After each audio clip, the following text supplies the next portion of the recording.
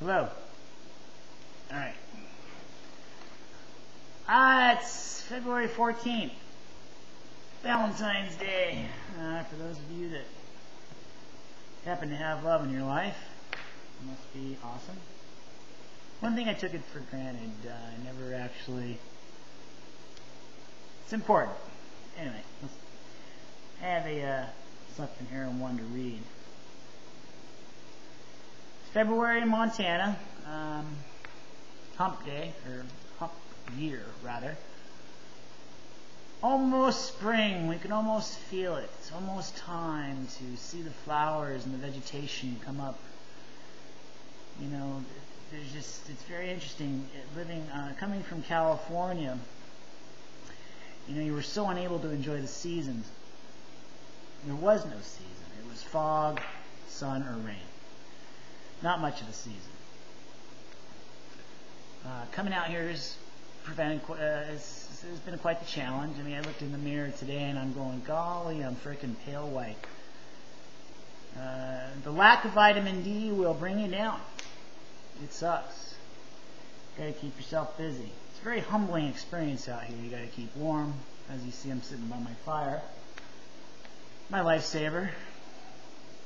Sorry I look a little raggedy. Anyway, this is something from, this is a story about the great ideas. This particular chapter is 53, called Matter. And let me bring the mascot, because he wants to see what's going on. Again, we got the mascot. He sucks up fire. He sucks up warmth. He blazes in the snow, and his name is Butte.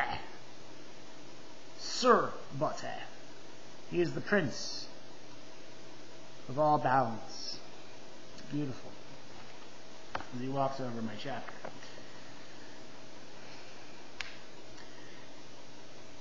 There is motion that must be different from that of perhapsable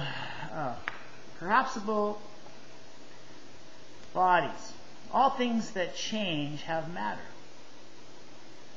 Aristotle writes, but matter differs from sorts. Eternal things which are not generable but are movable in space have matter. No matter for generation, however, but more motion from one place to another. The motion from place to place is unlike terrestrial motion. It's circular.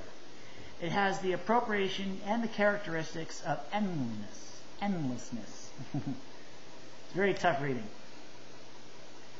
Kepler challenged this theory of radical difference between the celestial and the terrestrial matters of motion.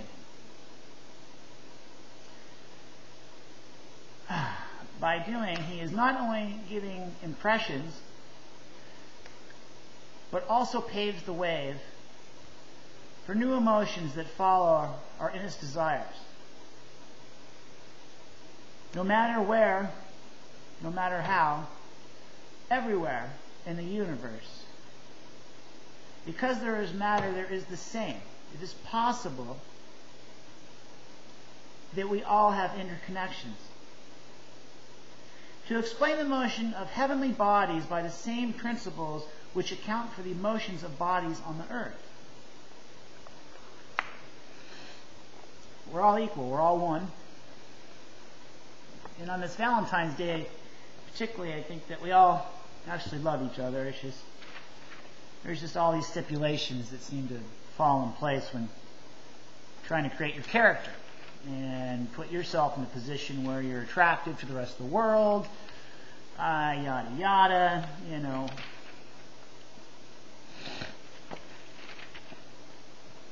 The mechanics.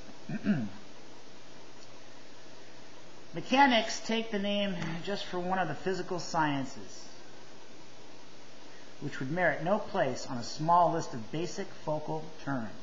But the word mechanics means no more than that. In the tradition of Western thought, it signifies a whole philosophy of nature, and it notes a set of fundamental principles under which I have been thought all physical sciences can be unified. So I'm assuming there, oh, let's not go there.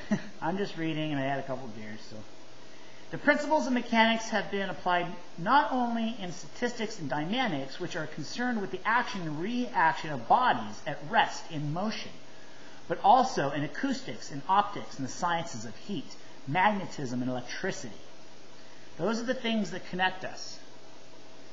Acoustics, heat, motion, and optics, meaning the visual, obviously. We all rest in those categories, in my thinking. Some of us would like the optics. Some folks like the dynamics. It's really crucial. It's tough out there. I would suggest you find something that, I don't know. I don't even want to go there. That's a tough one. I'm just going to shut up. Y'all have been extended to astronomical phenomenon to consist, which is called celestial magnetics. They have been thought to be govern the action of motion in a visible